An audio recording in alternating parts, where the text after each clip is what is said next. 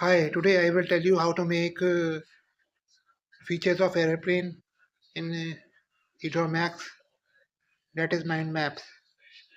So it is opening. Go to Edraw AI, go to AI drawing, create file anyway. It is loading. Load in 2 seconds. Cross that.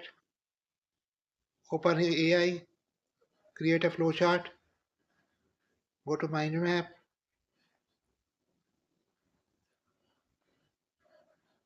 Features of airplane.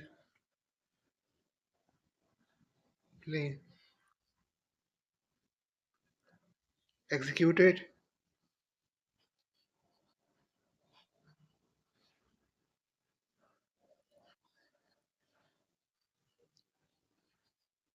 It will soon be visible. Cross the Edraw AI. So these are features of airplane: